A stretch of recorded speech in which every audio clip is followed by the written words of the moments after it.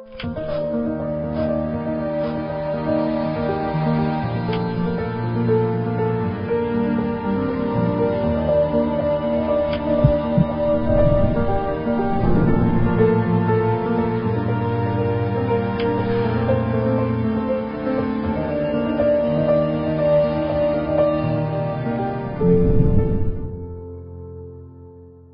l'Institut Vie pour tous et dans le thème de la conférence internationale de février 2021 et la semaine de la conférence est terminée dimanche dernier. Et nous avons 4 fins de semaine pour terminer les 24 messages qui vont composer la nourriture quotidienne, qui sera la série Église et base de l'Église, colonne et base de l'Église, qui seront transmises de l'auditoire de l'Église à Sao Paulo. Le message d'aujourd'hui, le thème, l'ère de 7 esprits. Apocalypse, chapitre 1, versets 4 à 6. Grâce à Dieu, l'Esprit est merveilleux, c'est lui qui fait son œuvre. Et aujourd'hui, nous sommes sous sa administration. C'est lui qui est omnipotent, il sait ce qu'il fait. Il fait ce qu'il veut. Il fait des choses que l'homme ne peut pas faire. Alors, le vendredi dernier, le frère Ezrama, il a partagé un message très éclaircissant et il a dit ceci, ce qu'il a dit. Et nous sommes à peine ces buissons ardents. Et souvent, nous sommes cet épineux qui blesse souvent des gens, rempli d'épines. Mais grâce à Dieu, Dieu nous a choisis pour être dans un lieu saint. Et dans ce lieu saint, ces buissons ardents, cet arbre épineux, et qui libère ce feu saint de Dieu. C'est pourquoi nous devons beaucoup louer le Seigneur et le remercier. Nous qui étions des personnes inutiles, on ne servait de rien, on servait juste pour blesser des gens. Mais aujourd'hui, nous sommes cette colonne de l'Esprit de Dieu, ce feu saint qui peut brûler à partir de nous. Et l'Esprit qui travaille dans son Église, qui travaille en nous, et le résultat final sera que ce buisson deviendra une colonne et deviendra une base pour soutenir la vérité elle-même. Et Dieu, il est la vérité. Il est en train d'introduire sa réalité dans son Église et nous la recevons au travers de la parole qu'il nous dispense. Et cette réalité de Dieu est en train de se bâtir en nous. Et que Dieu bénisse chacun d'entre vous, nous qui accompagnons cette parole prophétique. Et Dieu a encore beaucoup de choses à nous dire et à nous conduire aussi jusqu'à son retour. Bien-aimés, je suis dans la joie pour ce moment spécial. Et nous vivons un moment très spécial. Moi, personnellement, j'admire beaucoup les apôtres que le Seigneur a élus, a choisi.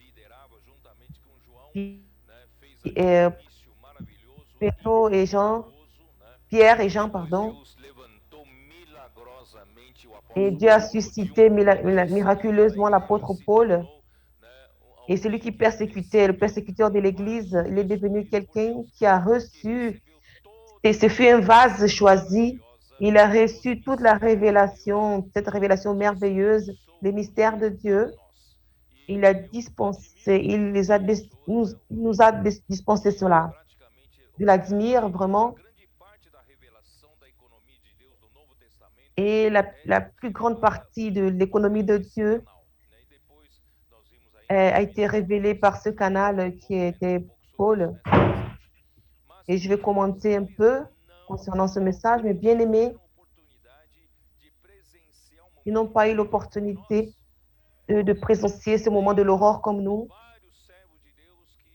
Et plusieurs serviteurs de Dieu qui ont vécu des siècles passés avant nous, ils n'ont pas aussi pu être, vivre ce moment dans lequel nous vivons.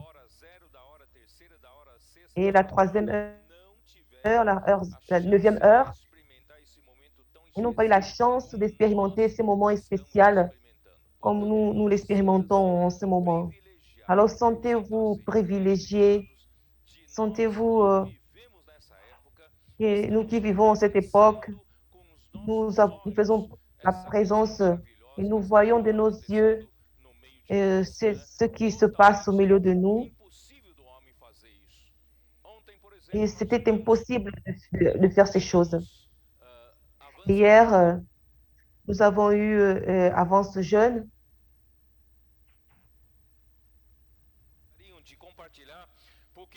Et les jeunes ont partagé parce qu'ils ont ce feu en eux. L'Esprit de Dieu, c'est le feu. Et le feu qui brûle, il est ardent. Et on ne peut pas le contenir. Comment contenir ce feu et le garder pour nous? Hier, il y a eu plus de 1100 et quelques connexions sur le YouTube. L'église, les jeunes de l'église à Sao Paulo se sont réunis ici. Il y avait plus de 99 jeunes sur un point de connexion et plusieurs autres points de connexion. Et derrière un point de connexion, il y avait beaucoup de jeunes qui participaient. C'est sûr qu'il y avait des adultes aussi, les plus âgés aussi, qui ont écouté, qui ont participé. Parce qu'on avait plusieurs points. Et nous avons calculé des jeunes. Il y avait environ 7000 jeunes qui ont participé à l'avance jeune hier matin. C'était un miracle. C'était un miracle. Et c'était un moment que la pression dans le monde est grande. Normalement, tous nos jeunes de l'Église devaient être étouffés avec ce ministère d'iniquité, ces idéologies, et avec beaucoup de mensonges qu'il y a autour qui se répandent, qui veulent faire tomber la vérité, qui veulent dérober la vérité, ou détruire toute la base de la société, là où il y avait encore un peu de la base de la loi de Dieu, du monde chrétien. Mais grâce à Dieu, et tous ne sont pas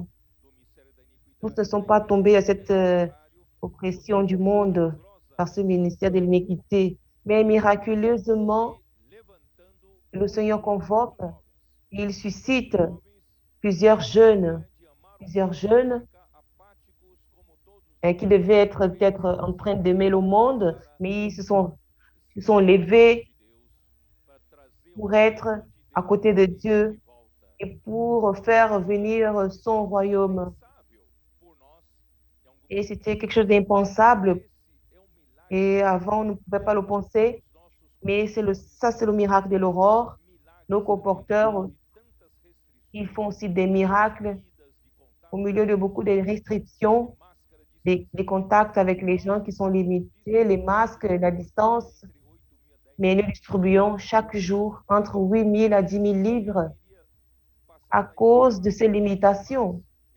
Mais ça devait dépasser 10 000, la distribution des livres. Mais c'était un miracle. C'est plus de 8 millions de livres qui sont distribués par les colporteurs dynamiques. Et d'autres frères et sœurs aussi dans les églises qui distribuent des livres. Je voudrais vous dire que nous vivons un moment très spécial. L'Esprit opère quelque chose de merveilleux et de spécial. Et nous avons ce réseau de soins dans l'église, Expo Livre, malgré que deux sont arrêtés en ce moment, mais les autres fonctionnent, arrêtés à cause de la pandémie. Et le CAP qui fonctionne, le Beau Café, l'éditeur qui produit des livres, qui court après et qui partage, qui distribue les livres. Et nous fonctionnons aussi à haute vitesse. Et l'Esprit opère ce miracle parmi nous. Et je prétends maintenant et vous montrer quelques points des annonces pour que vous puissiez aussi voir que ce moment était spécial. Et avant toute chose, je voudrais définir ce que c'est l'aurore. Vous savez que l'aurore signifie la transmission de la nuit au jour, la transition. Quand les premiers rayons de la lumière annoncent, les premières lueurs annoncent le premier jour. C'est la définition de l'aurore.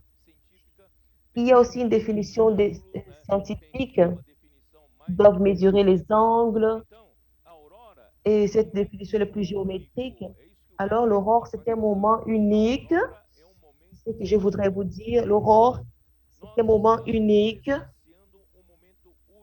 et nous traversons, nous le voyons. Vous savez ce que c'est qu'un moment unique? Vous arrêtez de voir, nous devons prêter attention et voir que c'est un moment que tous devraient voir avec attention et de réagir à cette parole. C'est un moment unique et défini par l'angle d'une élévation solaire, la position du soleil à l'horizon.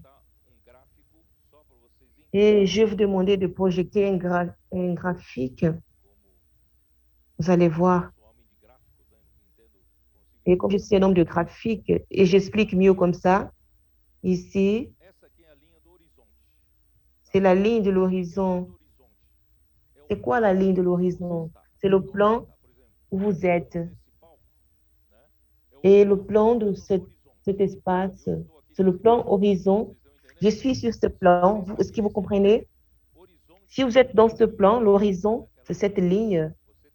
Cette ligne, vous êtes là, vous êtes à ce niveau. Mais quand vous regardez de ce côté, si le soleil est en dessous, ici c'est l'obscurité totale, la nuit. Mais quand le soleil arrive à ce point, de 18 degrés d'inclination par rapport à l'horizon, nous avons cette aurore astronomique. C'est quoi l'aurore astronomique? C'est quand le centre géométrique du cercle du soleil, il y a ce cercle qui est le centre du cercle et le centre géométrique du cercle solaire. Et si vous tirez, supposons que c'est une ligne qui est en dessous de ce soleil. Et si elle est à 18 degrés, les astronomes, avec le télescope, ils arrivent à découvrir, à voir que le soleil est arrivé à ce point de l'aurore astronomique. Est-ce que vous comprenez? Parce qu'ils observent par le télescope que certaines étoiles commencent à perdre leur lueur, leur brillance. Ils observent premièrement. Deuxièmement, nous avons et cette aurore nautique. Si le soleil s'élève et qu'il arrive à cette ligne, à l'aurore nautique, à 12 degrés de l'horizon, qu'est-ce qui se passe? L'aurore nautique, et la lumière qui reflète, elle commence à refléter, la lumière reflète, il y a ce reflet, et, et généralement, c'est suffisant pour distinguer le ciel de la terre à partir si l'horizon du navire, pour voir le ciel et l'eau.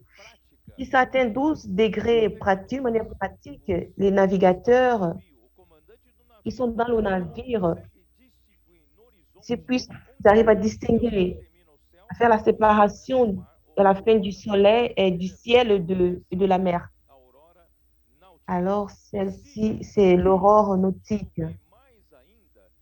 Et si le soleil s'élève encore, il arrive à 6 degrés, on l'appelle, et l'aurore civile,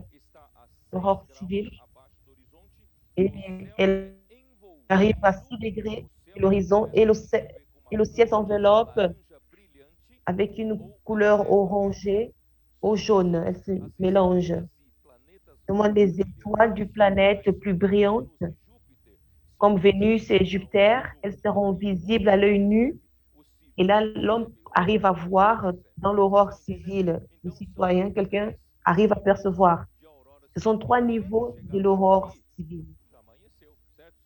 Et quand vous arrivez là, si le soleil atteint ces niveaux de l'horizon, c'est le matin. Où est-ce que je vais arriver avec ça? Je vais arriver, si le soleil arrive à ce point du matin, cela se fait déjà tard. Et si vous souhaitez recevoir l'avènement du Seigneur secrètement, ce n'est pas le matin. Ce n'est pas le matin. Parce qu'il apparaîtra pour juger. Je ne veux pas savoir qui viendra là le grand matin. Vous me comprenez? Probablement, là, ici, les prophètes de Dieu, ils commencent à parler que l'aurore arrive ici. Les spécialistes, ceux qui ont les télescopes, ils peuvent analyser et ils nous diront, nous sommes déjà à ce niveau, 18 degrés. Mais mes frères, nous avons besoin de nous préparer pour quel moment, vous savez, pour l'avènement, le retour secret de Dieu. Et le retour secret du Seigneur sera l'aurore. Quand dans la pratique, vous arrivez à distinguer le ciel de la terre, la lumière, et vous voyez cette lueur du matin. Et la majorité n'arrive pas à le percevoir, mais les spécialistes nous avons besoin de voir cette aurore nautique. On dit que deux seront dans le champ, l'un sera pris et l'autre sera laissé. L'autre dans le moulin, l'autre sera pris et l'autre sera laissé. Et c'est ce moment-là. Alors nous n'avons que, il y a cette différence de 6 degrés pour nous préparer. Et à ce moment-là, commence à arriver le miracle de l'aurore et l'esprit commence à opérer. Vous comprenez? Alors, n'attendez pas là où tout le monde. Ah, le jour arrive. Probablement. Et la paix, la sécurité, le grand accord sera déjà fait. Et 3 ans et demi et 7 ans, 3 ans et demi, ils vont briser cet accord. Et la grande tribulation va commencer à partir de ces niveaux. Et je ne veux pas être ici.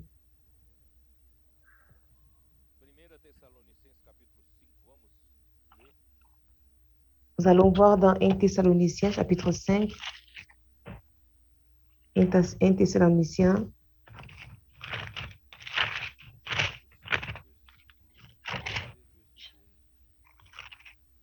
Un Thessaloniciens, chapitre 5, verset 1. Frères, relativement le temps et aux époques qu'on vous écrive, je n'avais pas besoin, car vous savez bien, et notre temps, il arrive dans l'aurore. car vous savez bien vous-même que le jour du Seigneur viendra comme un voleur dans la nuit. Le jour du Seigneur viendra, le jour du Seigneur viendra comme un voleur dans la nuit. Que les astronomes vont percevoir.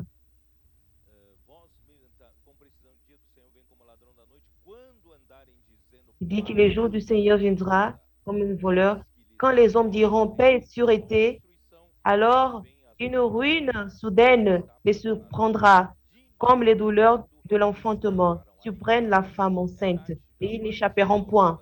Là, il se fera tard, à partir de l'aurore civile jusqu'au matin. Alors nous ne sommes pas de la nuit, nous faisons partie du jour. Mais vous, frères, vous n'êtes pas dans les ténèbres. Nous ne sommes pas dans les ténèbres pour que ce jour vous surprenne comme un voleur.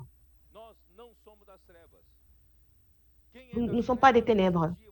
Qui est des ténèbres ce jour leur surprendra ils seront surpris ces jours-là. Alors vous êtes tous des enfants de la lumière et des enfants du jour. Nous ne sommes point de la nuit, ni des ténèbres. Bien-aimés, nous n'appartenons pas à la nuit. Nous vivons dans une nuit obscure.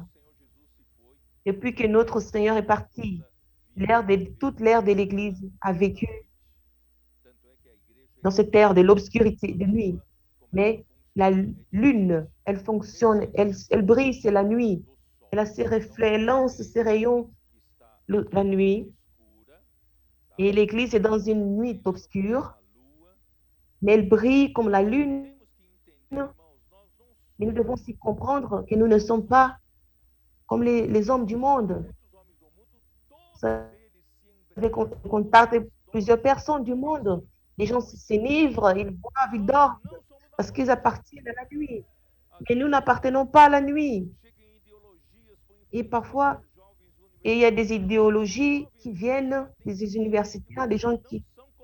Vous devez comprendre, vous, les universitaires, qu'ils ne sont pas les autres. Vous n'appartenez pas aux ténèbres, vous n'appartenez pas à la nuit.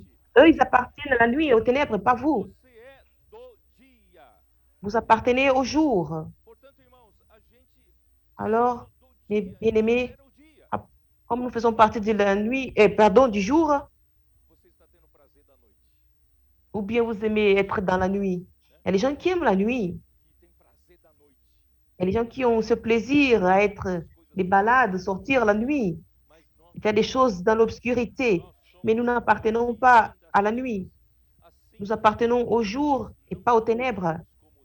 Alors, ne dormez pas comme les autres. Au contraire, ne dormons donc point comme les autres, mais veillons et soyons sobres. Nous ne dormons pas comme les autres. Car ceux qui dorment, dorment la nuit, et ceux qui s'enivrent, s'enivrent la nuit. La nuit, ils dorment, ils sont relaxés, ils oublient qu'il y a le jour. Ils s'enivrent la nuit. Ils s'enivrent au plaisir du monde, aux choses du monde, à la joie du monde. Mais nous n'appartenons pas à la nuit, et spécialement toi, jeune. Écoutez ce que je vous dis. Vous n'appartenez pas à la nuit. Vous êtes du jour. Ô Seigneur Jésus. Pardon? Au contraire, veillons et soyons sobres. Alors là, il faut changer d'état. Si jusqu'à présent, j'ai vécu plus ou moins avec le Seigneur, sans trop d'intérêt, sans préoccupation, avec le retour du Seigneur et sa parole, mais maintenant, grâce à Dieu, l'aurore opère son miracle au travers de l'Esprit qui est le fait du Seigneur. Elle est ardente et Dieu brûle dans nos cœurs et dans le cœur de nos jeunes. Alors, comment changer d'état, notre état d'esprit, avec vigilance? Comment veiller? Soyons sobres. Vous voulez être un vainqueur? Alors, il faut veiller. Soyez sobre. Il ne veut pas être conduit comme dans la foule. Être conduit par la marée. Vous descendez, vous coulez dans la rivière. Nous sommes des poissons vivants et nous suivons dans le cours d'eau. Nous devons changer notre état. Et puis, ils vont dire, mais changez votre conduite. Hein, depuis 2020, nous avons changé de conduite. Attendons le Seigneur venir. Et, et si nous serons vus dans ce même état, comment nous allons être vainqueurs? Mais combien de temps vous allez demeurer dans cette situation?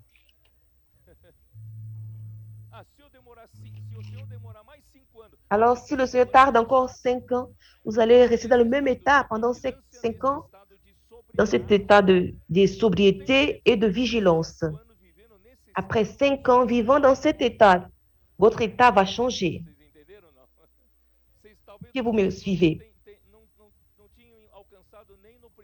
Peut-être vous n'avez pas arrivé ni au premier niveau de ce stade de croissance.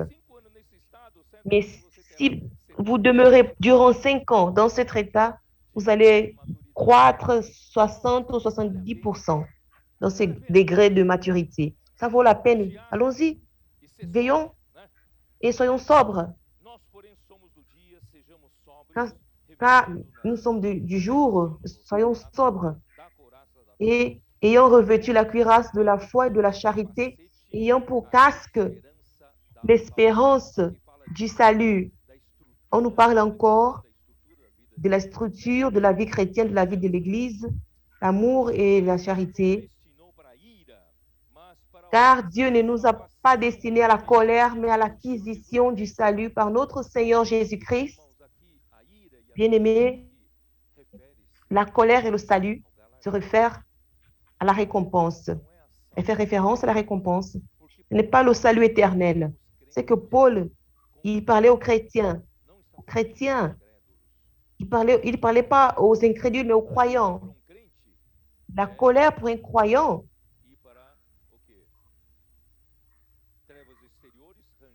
qui devait conduire au grincement de dents, aux ténèbres extérieures, au grince. Et le salut ici, c'est le salut pour recevoir la récompense. Un vainqueur. Voyons. Alors, pour obtenir le salut par notre Seigneur Jésus-Christ qui est mort pour nous, pourquoi il est mort pour nous? Afin que, soit que nous veillons, c'est-à-dire, il n'a pas eu d'être en tant que vivant. Pour Paul, être vivant, c'est dans l'état de veille, vigilance, afin de vivre ou bien vivre de n'importe comment, que nous veillons. Dormir, c'est nous dormons et nous vivons dans l'union avec lui. Nous vivons dans l'union avec le Seigneur, avec l'Esprit. Et c'est dans cet état que nous devons vivre. Alors consolez-vous les uns les autres, exhortez-vous réciproquement et édifiez-vous les uns les autres comme en réalité vous le faites. Seigneur Jésus, je dois suivre ici, sinon je n'aurai pas le temps de terminer. Nous voyons bien dans Matthieu 20, les travailleurs de la dernière heure, encore, nous dit la parole, parce que le royaume des cieux est semblable à un propriétaire qui est sorti pour récompenser. Vous vous souvenez, dans Genèse 24, et le serviteur le plus ancien de la maison d'Abraham, et dans le sens préfiguré, il représentait le Père, il administrait tous les biens d'Abraham. Alors, celui qui administre tous les biens de Dieu, Dieu le Père, il vient, il travaille à partir du jour de la Pentecôte. à la fin du livre de Luc, dans Actes chapitre 1, et cela est dit, ça a été dit aux 120 Galiléens qu'ils attendent à Jérusalem que le Père envoya la promesse. Et la promesse, c'était la promesse de l'Esprit. Alors quand le Seigneur Jésus est mort et ressuscité, qu'il a été exalté à la droite de Dieu, et Dieu a envoyé son serviteur le plus ancien, qui est l'Esprit Saint, et il est descendu, il a inauguré son action officiellement au jour de la Pentecôte. Et l'Église à Jérusalem a été engendrée, et l'Église était ça représentait que l'Église des Juifs ont reçu le baptême de l'Esprit Saint en ce jour-là. Les gentils qui ont cru dans la maison de Corneille ont été baptisés. Alors tous les hommes qui ont cru en Jésus étaient reçus dans l'Esprit, ils étaient baptisés par l'Esprit, ils étaient enveloppés par l'Esprit. Grâce à Dieu, l'Esprit aujourd'hui, c'est lui qui opère, et il appelle à tous ceux qui sont désoccupés pour travailler dans cette vie. Ce n'est pas du blablabla des idéologies. La maison de Dieu, c'est une vigne et Dieu veut qu'elle produise des fruits pour lui. Alors nous sommes ici, ce n'est pas juste pour étudier des théologies, nous sommes là pour réellement produire des fruits pour notre fruit à Dieu le Père. Et des travailleurs, et de troisième heure, de la 6e heure, la 9e heure, et à la 10e heure, on ne devait plus les appeler. À la 10e heure, la 9e heure, il y a les travailleurs de la 10e heure qui sont différents, qui sont différenciés, la 9e heure qui sont différenciés. Et alors nous sommes ces travailleurs de la 10e heure, et c'est ce moment-là que l'aurore arrive. Vous me comprenez? Alors nous sommes ces travailleurs de la dernière heure parce que nos travail commence à l'aurore. Alors quand l'aurore apparaît, il y a le miracle qui s'accomplit et plusieurs qui devaient être apathiques à cause de la parole prophétique, ils sont réveillés. C'est pourquoi dans le psaume 110, au verset 1 à 3, au verset 3, il dit que ton peuple, le Père qui dit au Fils, que ton peuple se présentera généreux, n'est-ce pas? Au jour de la convocation, de ta convocation, et dans certaines versions, au jour de ta guerre, de ta bataille, il aura une dernière guerre de la Magédon et de la terre et le gouvernement mondial qui sont en opposition à Dieu. Alors Dieu opère aujourd'hui dans l'Église, mais au moment de l'aurore, au moment de travailleurs de la 10e heure, alors le peuple se présentera d'une manière généreuse et volontairement. Et je pense que vous êtes l'un d'eux. Tous ici, nous ressentons quelque chose à cause de la parole prophétique. Est-ce que votre cœur n'est pas brûlant? Je ne sais pas si ça brûle dans votre intérieur. Et moi aussi, on devient fou. Et ça fait longtemps que je deviens fou. C'est un miracle, le miracle de l'aurore. Et pas seulement cela, mais sur les montagnes saintes. Sur les montagnes saintes, c'est à Sion céleste. Sur la montagne sainte, comme les gouttes d'eau de l'aurore, et tu auras ton armée de jeunes saints.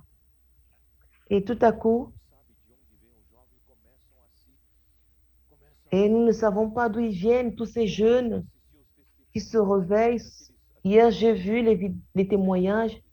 Il y a eu 7 ou 9, les petits garçons et ces petites filles qui ont eu cette délivrance. J'ai presque pleuré. J'ai dit, Seigneur Jésus, les jeunes filles qui ont fait le partage, et avant, ils ne comprenaient peut-être rien, mais tout à coup, voyons, les paroles qu'elles ont dit hier sont des paroles des adultes. Vous avez écouté les paroles qu'elles ont prononcées? J'ai dit, mon Dieu, regarde, en peu de temps, au moins elles ont mûri. Bien aimé, je suis très heureux, je suis dans la joie, parce que nous vivons ce moment de l'aurore. Et quand ce moment arrive, les miracles arrivent, nous verrons encore beaucoup, beaucoup de miracles. Alors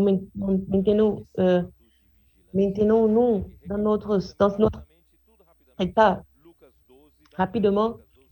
Luc 12, je ne sais pas si vous vous rappelez, vous pouvez voir que tout ce que j'ai cité est en relation avec le retour du Seigneur. Luc chapitre 12, et je vais attirer l'attention du verset 32. Ne créez pas petit troupeau, parce que votre Père prend plaisir il vous a donné le royaume. Dieu a choisi un petit troupeau. Et ce petit troupeau est dans la totalité. L'Église a plusieurs membres, mais tous ne sont pas réveillés ou vigilants et sobres. Et grâce à Dieu, Dieu a un petit troupeau. Alors ce petit troupeau, Dieu lui donnera le royaume. Vous voulez faire partie de ce petit troupeau? Alors, premièrement, ne soyez pas anxieux pour les choses, ne soyez pas anxieux pour les choses de ce monde. Pour ce qui est à manger, à boire, dépendez-vous du Seigneur, il vous en donnera. Et la nourriture ne manquera pas à votre table. Et gardez votre trésor, pardon, qui est dans le ciel, pas dans les choses de ce monde. Ensuite, il parle, verset 36, il dit, et qui compose ce petit troupeau? Ce sont des hommes qui attendent leur maître. Alors, quand Paul allait vers le Seigneur, il a dit qu'il y avait déjà la couronne de la justice, et pas seulement à lui, mais à tous ceux qui aimaient son avènement. Aimer l'avènement du Seigneur, c'est attendre son retour. Et le Fils du jour qui attend le jour arrivé. Notre Seigneur, il est le soleil de la justice. Alors nous attendons le retour du Seigneur. Nous attendons quand il frappera la porte, nous serons les premiers à ouvrir la porte. C'est cela. Alors, quand il viendra et qu'il nous trouvera en faisant de cette manière, être vigilant, dans cet état de vigilance, cet état de vigilance élevé, et nous allons alimenter tous les serviteurs qu'il nous a confiés. Nous sommes ce petit troupeau, nous avons peu de force, mais Dieu nous envoie de prêcher l'évangile. Nous devons sortir pour prêcher l'évangile, et c'est lui qui fera le reste. L'Esprit Saint fera le reste. Nous sommes très peu devant tous les chrétiens, mais nous sommes un petit groupe, mais nous influencions cette société au travers de « Je peux prier pour vous », au travers du comportage dynamique, par le biais de la vie de l'Église. Et nous sommes totalement différenciés. Ceux qui nous regardent, qui nous assistent au travers de l'Institut de YouTube ou d'autres chaînes, d'autres canaux, pardon, et ils veulent vivre la vie de l'Église que vous vivez. Quelle est votre Église? Je vais me réunir avec vous. Cette parole est une parole qui vient de l'Esprit. C'est une parole selon la vérité. Elle nous nourrit. Elle brûle notre cœur. Nous voulons savoir où est l'Église. Plusieurs qui cherchaient l'Église nous cherchent. Cette semaine, deux couples chinois ont cherché. J'ai demandé au frère André Oliveira, il est là. Je lui ai demandé de m'aider. Ils sont allés jusqu'à Estância pour nous chercher. Mais comment est-ce que Dieu vous a tellement béni? Racontez-nous nos secrets. Ils ont apporté un cahier pour nous prendre des notes du succès le succès de l'Église. Il n'y a pas des astuces. Et la seule astuce, c'est que tout ce qui est parmi nous, c'est l'œuvre de l'Esprit. Tout ce qui s'opère au milieu de nous, c'est l'œuvre de l'Esprit. Quant à nous, nous ne suivons que l'Esprit. Mais comment? Je dis dans la parole prophétique. Et par le fait d'être dans une base correcte, la parole prophétique qui nous est donnée, et c'est comme une lampe qui brille, comme un chandelier. Alors suivez cette direction. Nous ne sommes pas capables. Je sais qu'il y a eu un temps dans les années 60, 70, 80, les gens pensaient qu'il y avait des collaborateurs capables. Nous ne sommes pas capables. Ce qui est capable, c'est l'Esprit qui est capable, l'Esprit Saint. Nous avons qu'un seul secret, la parole prophétique. Dieu parle et nous pratiquons. Nous sommes simples, nous obéissons et la parole fait l'œuvre. Je ne sais pas si vous m'avez compris. C'est la réalité, mais c'est l'Esprit réellement qui fait l'œuvre. Alors ce petit troupeau, c'est l'Esprit qui fait les choses. Allons dans Apocalypse 3. Je vous mentionne tous ces points pour vous dire que tous ces points, il y a une relation avec le retour du Seigneur. Verset 7, Apocalypse chapitre 3, verset 7. Écrit à l'ange de l'église à Philadelphie, voici ce que dit le Saint, le véritable, celui qui a la clé de David, celui qui ouvre et personne ne fermera, celui qui ferme et personne n'ouvrira. Je connais tes œuvres. Voici parce que tu as peu de puissance et j'ai mis devant toi une porte ouverte que personne ne peut fermer. Voici, tu as gardé ma parole, tu n'as pas renié mon nom. Nous aimons la parole du Seigneur, nous aimons la parole fondamentale de la Bible et nous aimons la parole prophétique qui nous directionne vers le Seigneur et nous ne renonçons pas au nom du Seigneur. À tout moment, dans notre bouche, toujours, nous invoquons le nom du Seigneur. Parce que sans invoquer le nom du Seigneur, et nous ne pouvons pas vivre sans le nom du Seigneur. Et nous sommes en manque du Seigneur. Nous ne pouvons pas renoncer à ce nom, le renier. C'est ce nom qui nous permet de respirer. Alors le Seigneur, et c'est vrai que cette église à Philadelphie, c'est une église qui a peu de force, mais il a mis une porte ouverte devant nous que personne ne pourra fermer. Apparemment, et plusieurs sont fixés sur nous, plusieurs éditions. Ils nous regardent. Ils voient vraiment ce qui se passe. Et au milieu de la pandémie, nous sommes arrêtés, mais eux, ils fonctionnent. Vous distribuez plus de 2 millions de livres par année. Comment ça se passe? Satan peut essayer de mettre des barrages. Mais nous ne créons pas cela parce que le Seigneur a mis une porte ouverte que personne ne pourra fermer. Qui dit cela? C'est celui qui a la clé de David. C'est lui qui a la clé du royaume. Le petit troupeau, c'est lui qui nous donne le royaume. Et c'est lui qui a la clé du royaume. Alors, il a ouvert une porte devant nous. À l'église de Philadelphie, c'est une petite église. Au verset 10, parce que tu as gardé la parole de la persévérance en moi, je garderai aussi à l'heure de la tentation qui va venir sur le monde entier pour éprouver les habitants de la terre.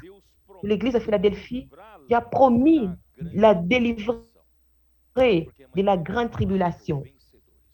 Parce que c'est une église qui était formée par des vainqueurs.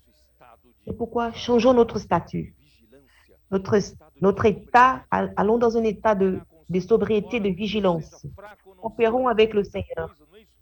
Malgré que tu sois faible, tu ne saches pas faire beaucoup de choses, mais rendez-vous au Seigneur de pain et de poisson. Et voyons, verset 11, je vais terminer ici. Je viens bientôt. Il a dit à l'église de Philadelphie, je viens bientôt. L'aurore est là.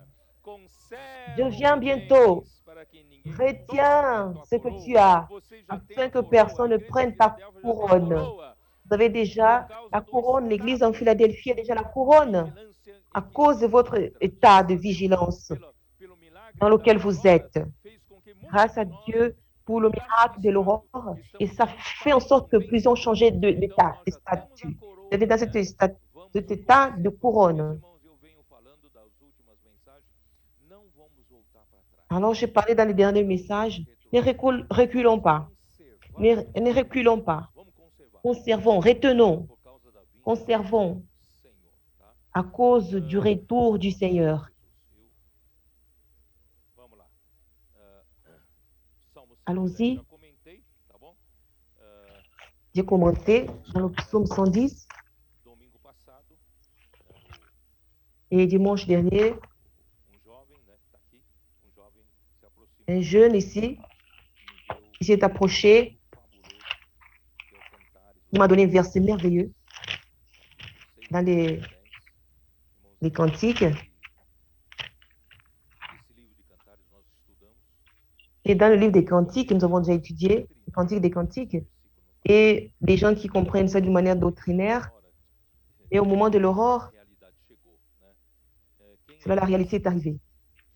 Qui est celle-ci qui apparaît comme l'éclat du jour? Je vais lire dans le King James Actualité. Qui est celle qui resplendit dans les hauteurs? C'est l'aurore.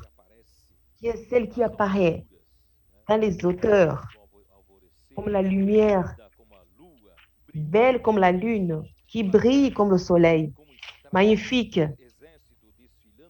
comme l'armée qui défile avec ses drapeaux. Celle-ci est l'Église. Cette Église à Sion, cette Église en Philadelphie, cette Église de petits troupeaux, des travailleurs de la dernière minute, dernière heure, là où survient cette réalité au moment de l'aurore. Alors nous voyons cette réalité, vous savez pourquoi? Parce que nous, les vainqueurs, si nous retenons, nous maintenons dans cet état de vigilance, nous serons des vainqueurs. Et notre utilité sur terre comme Église, c'est de prêcher l'Évangile. Notre but ici, c'est de prêcher l'Évangile. Prêchons l'Évangile complet. Introduire les personnes dans la vie de l'Église. Elles doivent être dans nos soins. Nos livres, c'est pour tous. La divulgation dans l'Institut, c'est pour tous. Mais tous ne viendront pas. Mais ceux-là que le Seigneur nous confiera, nous sommes responsables pour eux. Nous devons prendre soin d'eux. Vous me comprenez? Je n'ai pas besoin de porter sur mon dos, de prendre soin de tous. Mais j'ai le droit de parler à tous. Je dois prêcher la parole prophétique à tous. Mais ce que le Seigneur enverra pour l'Église, nous devons en prendre soin. Là, Dieu nous demandera de compte. Alors, en faisant notre partie sur la terre, notre objectif aussi, nous, ce n'est pas seulement nous, pour faire partie de 144 000 qui seront enlevés vivants.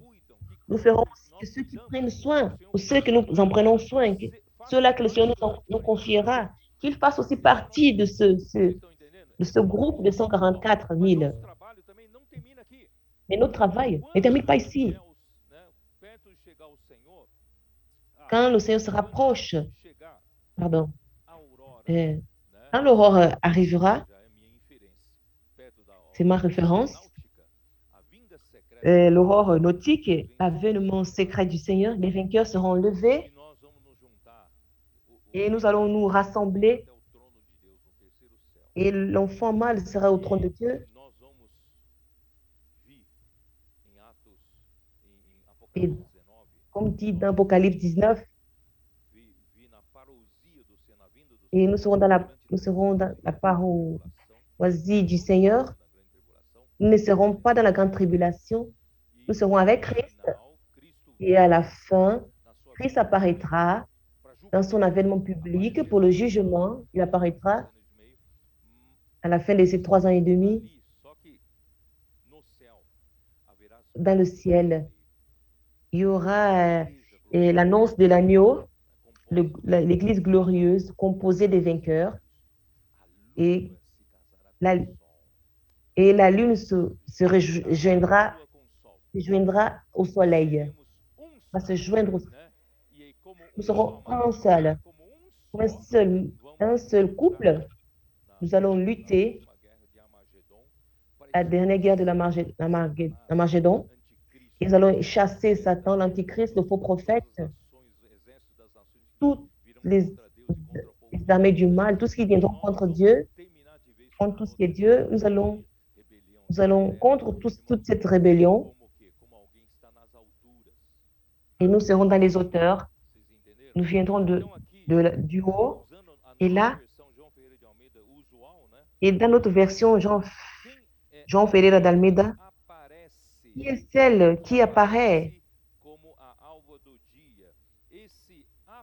comme la lueur du matin. C'est apparaître, c'est le chakaf. Des chakaf, c'est de regarder du haut en bas. Vous regardez du haut en bas, le frère, donc, vous voulez participer? Ou bien vous voulez regarder du bas vers le haut? Je vais regarder du haut vers le bas. Qui est celle-ci qui apparaît comme la lueur du jour, comme une armée avec des troupeaux, dans Cantique 6:10. Et celle-ci, c'est l'église des vainqueurs qui a vaincu sur la terre. Elle apparaît dans le monde. C'est Sion, après les noces de l'agneau. Elle s'unit à Christ, la lune avec le soleil, pour lutter à côté de l'époux comme une armée. Nous voyons qu'il y a une ambiance pour appeler. Nous avons une ambiance ici dans l'église. Dieu convoque et il y en a qui répondent à cet appel. Et que chacun se présente généreux et volontaire. Les jeunes qui devaient être apathiques et froids, ils s'engagent chaque fois plus. Ce n'est pas un miracle qui se produit. Et je veux parler un peu du ministère des gens. Vous vous souvenez, le frère Dong nous a aidés dans Jean 21. Vous vous souvenez,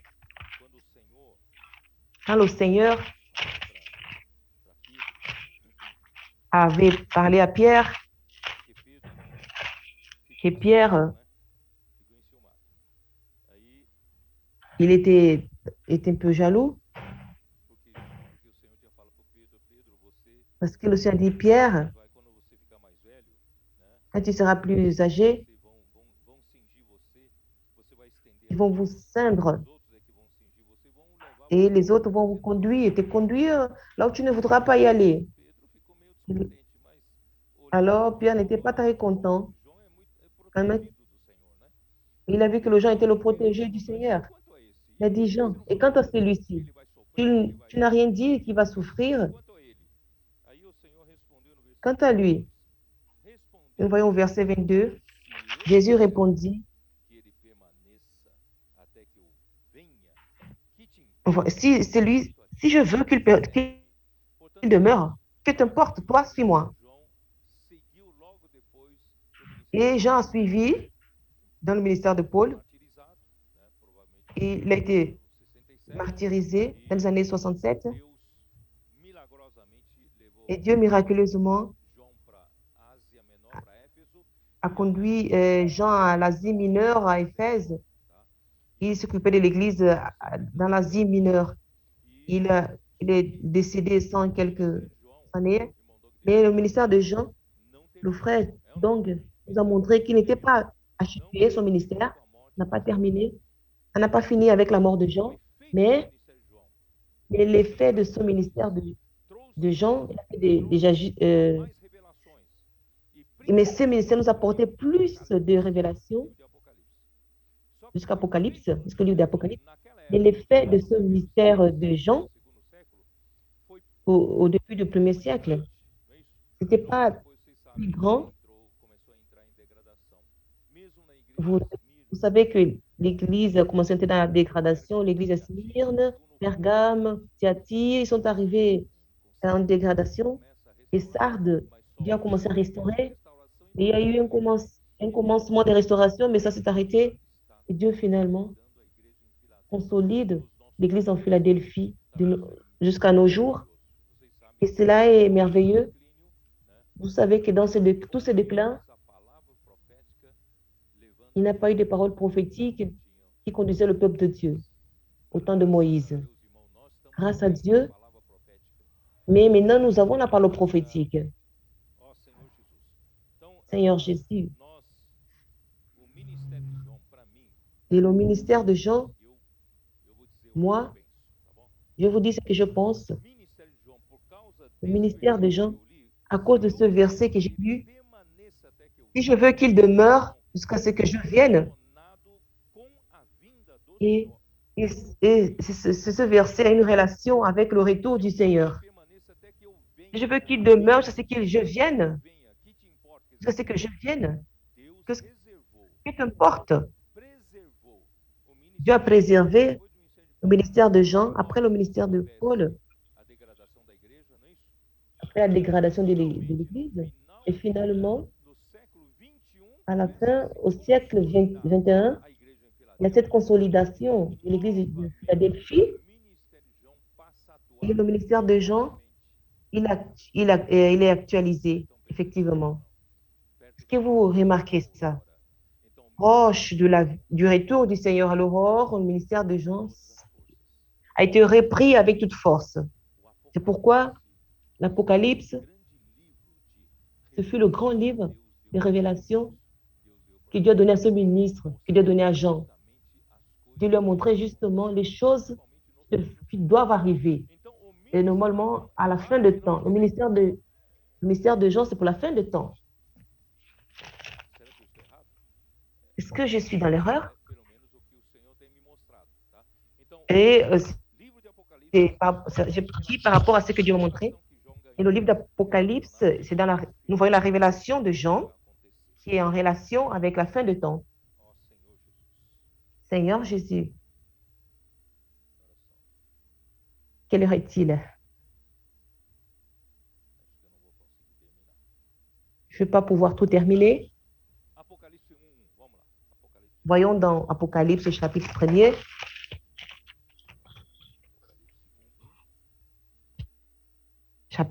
Apocalypse chapitre 1er. Révélation de Jésus-Christ que Dieu lui a donné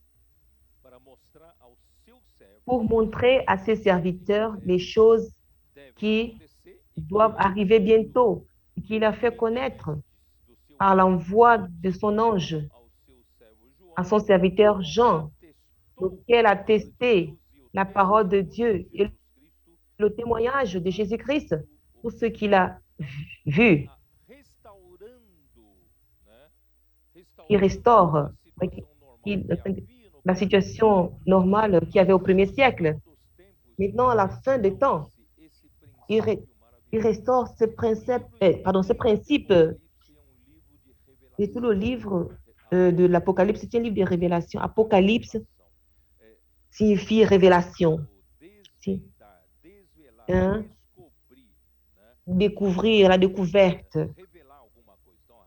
révéler quelque chose, la révélation, le livre des révélations. Le livre de révélation, Dieu désire montrer à ses serviteurs. Grâce à Dieu, il y a beaucoup de serviteurs qui le servent dans les églises, les responsables dans les églises. Dieu a besoin de cette révélation. Et que cette révélation puisse sortir au travers de la parole prophétique de ses serviteurs. Mais si Dieu, s'il n'avait pas établi un principe, s'il donnait cette parole à un seul groupe de serviteurs, après demain, ça pourrait avoir, ah, moi j'ai reçu cette parole de cette façon. Chacun devait recevoir à sa manière et il ne devait pas savoir quelle direction prendre. Mais Dieu n'a pas fait cela. Dieu, il veut donner la révélation aux serviteurs. Mais il a envoyé un ange qui a notifié une seule personne, qui a notifié Jean. Alors Jean, il a reçu cette révélation, alors il a testé la parole de Dieu, le témoignage de Jésus-Christ, tout ce qu'il a vu. C'est pourquoi c'est à partir de ce verset que je peux vous affirmer que la restauration de ce principe, c'est la restauration de l'Église, de la parole prophétique. Parlons donc de Pierre, chapitre 1er, deuxième épître de Pierre, chapitre 1er. Deuxième épître de Pierre, chapitre 1er, verset 19, nous dit que nous tenons pour d'autres plus certaines la parole prophétique à laquelle vous faites bien de prêter attention, comme à une lampe qui brille dans un lieu obscur, jusqu'à ce que le jour vienne apparaître et que l'étoile du matin se lève dans vos cœurs, sachant tout d'abord vous-même qu'aucune prophétie de l'Écriture ne peut être un objet d'interprétation particulière.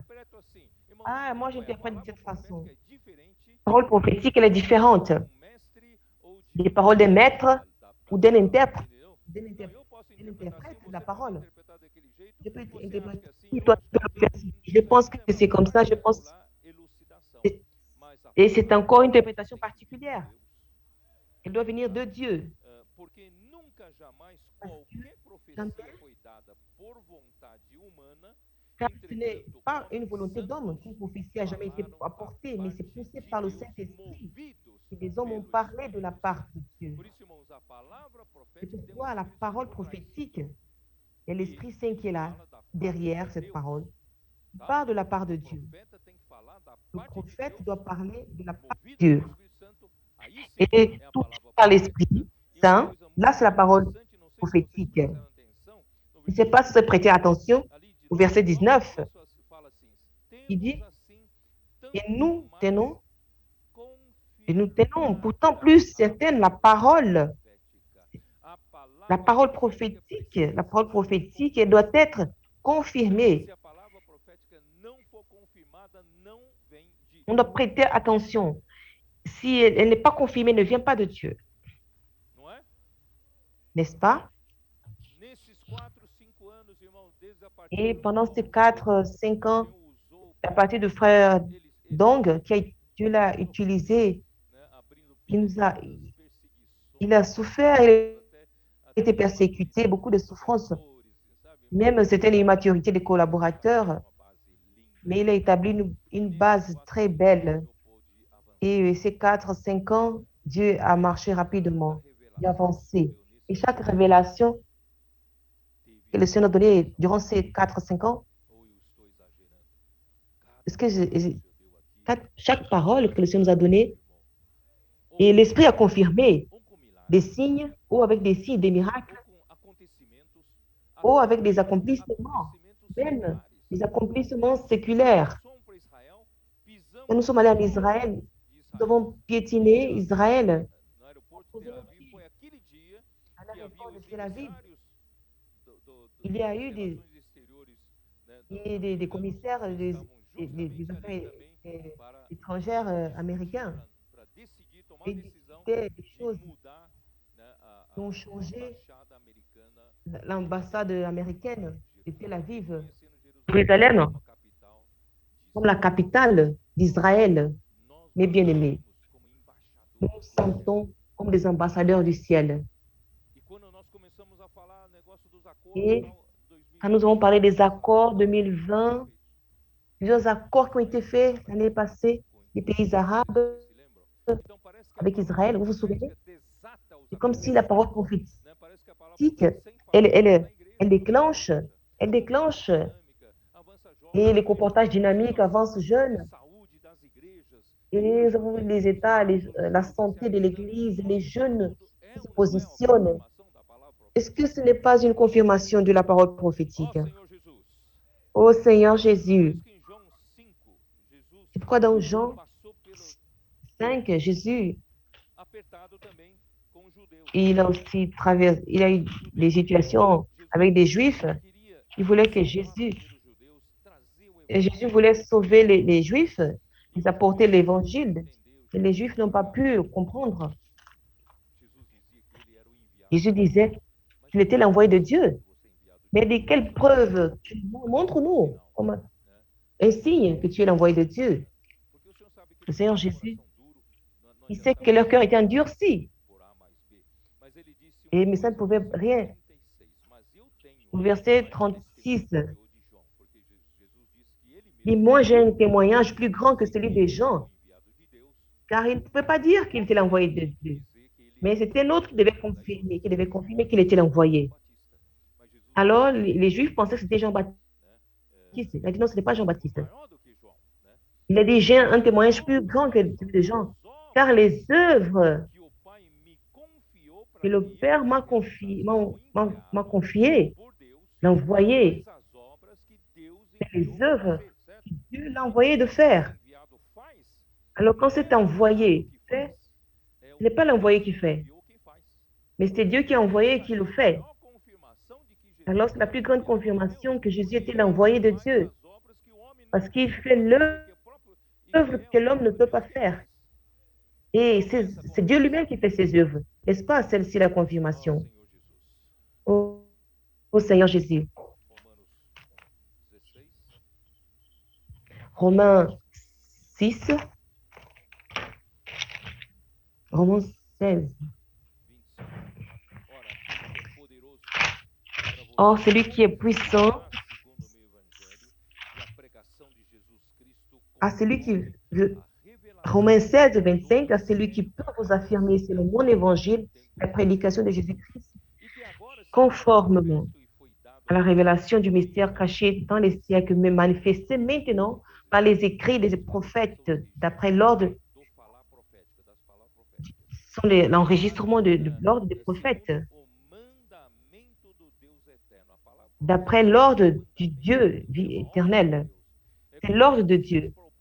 C'est comme si Dieu disait, levez des champs, les tentes, la nuée qui s'est arrêtée, allons sous la tente. C'est l'ordre du Seigneur. La parole prophétique, c'est l'ordre de Dieu pour son peuple. Pour l'obéissance à la foi de toutes les nations, on fait qu'elles obéissent à la foi. Le Seigneur a dit, c'est un ordre. Nous devons obéir. Quand nous obéissons, la parole prophétique, c'est Dieu qui fait son œuvre par le moyen de son esprit. À Dieu seul sage soit la gloire au siècle des siècles par Jésus-Christ. Pardon. Allons dans Nombre 12. Quand Dieu a choisi Moïse pour être son prophète, son porte-parole, et l'homme, il est compliqué. Il a dit, mais pourquoi Pourquoi c'est moi lui qui parle? Alors Myriam et Aaron ont dit, mais pourquoi Dieu ne nous parle pas? Il ne parle que par toi. Nombre 12, verset 2, il dit, est-ce seulement par Moïse que l'Éternel parle? N'est-ce pas aussi par nous qu'il parle? Et l'Éternel entendit. Il y a toujours un concept de l'homme, une compétition, de vouloir être ce porte-parole de Dieu. C'est l'Esprit Saint qui choisit. Mais tout le monde veut être ce porte-parole. Tous veulent attirer l'attention sur soi. La parole prophétique ne fonctionne pas de cette façon. Et elle a un canal que Dieu choisit et l'Esprit a approuvé, il va le faire. Et là, le verset 6, il dit, écoutez bien mes paroles. Lorsqu'il y a parmi vous un prophète, c'est dans une vision que moi, l'Éternel, je me révélerai à lui. C'est dans un songe. Les prophètes parmi le peuple d'Israël, Dieu les parlait dans les visions, par le songe. Et ce n'est pas comme ça. Ce n'est pas comme ça de mon serviteur Moïse. Il est fidèle dans toute sa maison. Je lui parle bouche à bouche, je me révèle à lui.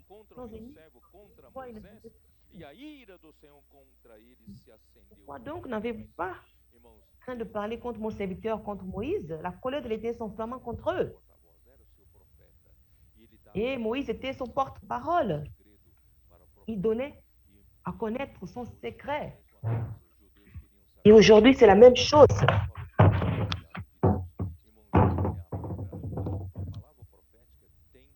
C'est sa parole prophétique. Nous allons voir Deutéronome 18.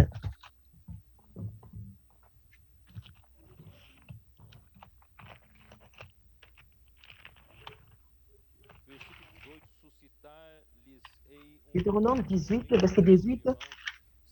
Qui vole élever un 18 semblable à toi, dont la bouche je mettrai mes paroles et il parlera. Un prophète comme toi, je mettrai mes paroles dans sa bouche.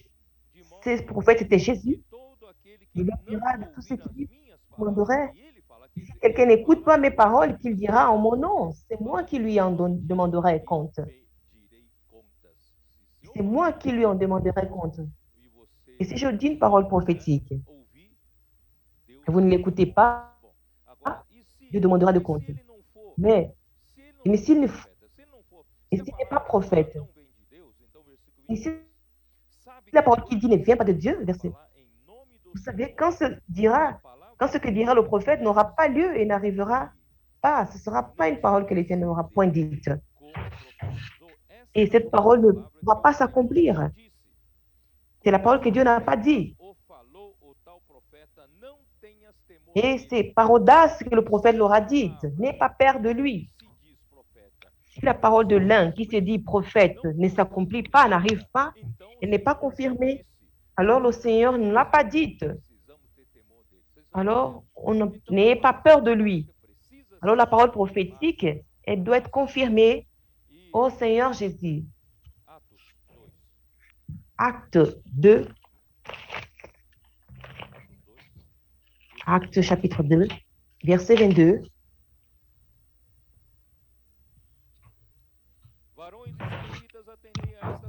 Hommes israélites, écoutez ces paroles. Jésus de Nazareth, cet homme à qui Dieu a rendu témoignage devant vous par les miracles, les prodiges et les signes qu'il a opérés par lui au milieu de vous, comme vous le savez vous-même. Et c'est par le moyen de Jésus, comme vous le savez. Jésus le Nazaréen, Jésus de Nazareth, qui est envoyé de Dieu pour parler au nom de Dieu et faire des choses au nom de Dieu. Et Dieu montrait cela. Les miracles, les prodiges et les signes qu'il a opérés par lui au milieu de vous. C'est Dieu qui réalise son œuvre. Nous avons besoin de toute la parole prophétique. Elle doit être confirmée. Marc 16. Ô Seigneur Jésus. Marc chapitre 16. Jésus, après la résurrection, il est apparu au 11.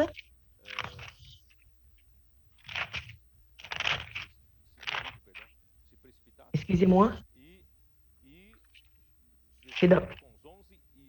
Et Jésus parla aux 11. Il leur dit, allez partout dans le monde et prêchez l'évangile à toute la créature. Marc 16, 15. Et celle-ci, c'est la mission de l'Église. Prêcher la bonne nouvelle à tout le monde, à toute la création. Et qu'est-ce qui se passa au verset 19? Et après que le Seigneur, après leur avoir parlé, fut enlevé au ciel et assis à la droite de Dieu.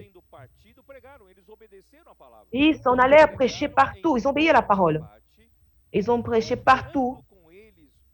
Et le Seigneur travaillait avec eux et confirmait la parole par les miracles qui l'accompagnaient. La parole prophétique, elle doit être confirmée. Ô Seigneur Jésus. C'est pourquoi, allons-y dans Apocalypse. Je n'aurai pas assez de temps pour terminer. Et je vous ai préparé une autre figure, mais je ne pourrai pas la montrer maintenant. Mais allons-y dans Apocalypse. Révélation de Jésus-Christ que Dieu lui a donné pour montrer à ses serviteurs les choses qui doivent arriver bientôt et qu'il a fait connaître par l'envoi de son ange à son serviteur Jean, lequel a testé la parole de Dieu, le témoignage de Jésus-Christ, tout ce qu'il a vu. Heureux, heureux c'est lui qui lit et ceux qui entendent les paroles de la prophétie et qui gardent les choses qui sont écrites, car le temps est proche. Si cette prophétie vient de Dieu, si Jean était le prophète, parlant la parole prophétique à nous, aussi, si nous lisons, voyons, il a dit de lire, il a dit heureux, bienheureux, ceux qui lisent. C'est pourquoi les colporteurs travaillent avec les livres. Il est important de lire. Ceux qui entendent les paroles de la prophétie. Valorisons les paroles prophétiques. Ruminons, méditons cette parole. Et qui gardent les choses qui sont écrites. Lire et entendre et garder. Les choses qui sont écrites, car le temps est proche. Principalement, en ce moment de l'aurore, Dieu a besoin de l'Église de Philadelphie et de petits troupeaux qui soient sains. Et pour tout ce qui se passe en ce moment. Je ne vais pas entrer dans le verset 4. Les gens ou cette église qui sont en Asie, que la grâce et la paix vous soient données. Je ne vais pas tout rentrer en détail parce que j'ai dépassé le temps. Et je vais écouter certains témoignages de jeunes qui ont fait avance jeunes à São Paulo. Bien-aimés, je ne sais pas si vous avez remarqué tous les points que j'ai parlé. Nous sommes à un moment très spécial. Nous avons ce privilège d'être présents à ce moment. Et durant 2000 ans de l'Église, nous sommes les uniques qui avons cette chance, cet honneur, nous avons l'honneur de voir ce que l'Esprit Saint est en train de faire. Et je vais terminer avec ça.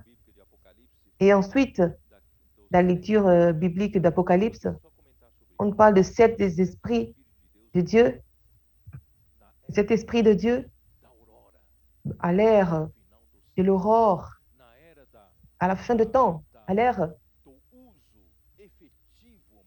et de l'utilisation effective du ministère de Jean de la fin de temps. L'esprit est devenu 7 esprits. Alors, sont 7 esprits. Dans ma tête, je suis très mathématique. Quand on me dit 7, je dis, c'est un esprit, maintenant il est 7 esprits. Donc, 7 fois intensifié. Donc, ma tête, je multiplie déjà par 7. Alors, ce que Dieu opérait, il va opérer 7 fois plus. Le numéro 7 dans la Bible, c'était un nombre de tout ce qui est accompli, de plénitude. C'est un nombre entier, complet. Je ne sais pas si vous me suivez. Dans l'opération, dans l'exécution de l'économie de Dieu sur la terre, dans l'opération de l'esprit, dans l'œuvre de Dieu, dans la volonté de Dieu. Le numéro 7, le chiffre 7, c'est un chiffre entier. Alors 7, cet esprit ne signifie pas 7 fois plus fort. Ça peut être plus encore. Que signifie? Comme le 7, c'est le chiffre complet, c'est l'esprit qui opère dans sa plénitude de force. L'esprit qui opère avec une force totale. Et nous sommes dans cette ère de l'esprit et nous voyons ces miracles s'accomplir. L'esprit opère avec sa force totale. Les jeunes, ils se présentent, ils se positionnent. Les frères aussi changent des états, leur état, et tous répondent à l'appel. Ils ont une vie plus sainte.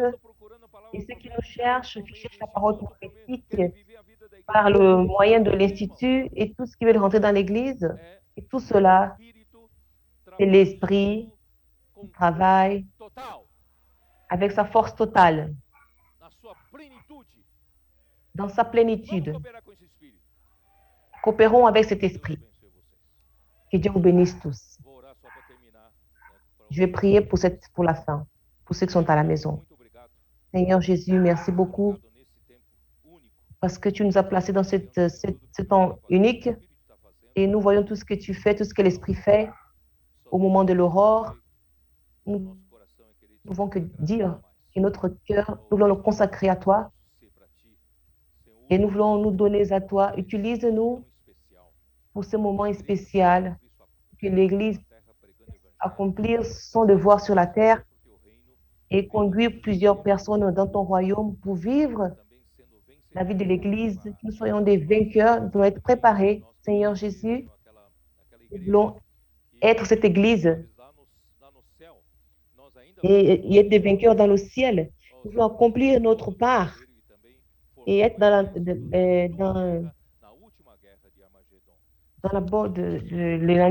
l'annonce de l'agneau.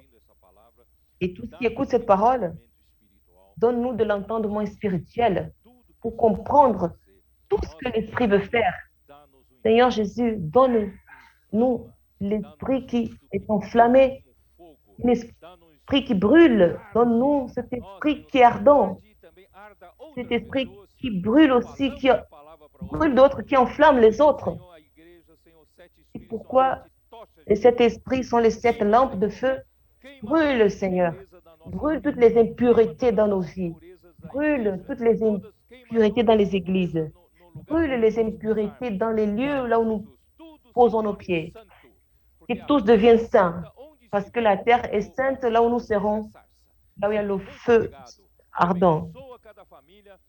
Bénis chaque famille, bénis chaque frère et sœur, chaque jeune, chaque enfant, au nom du Seigneur Jésus. Amen.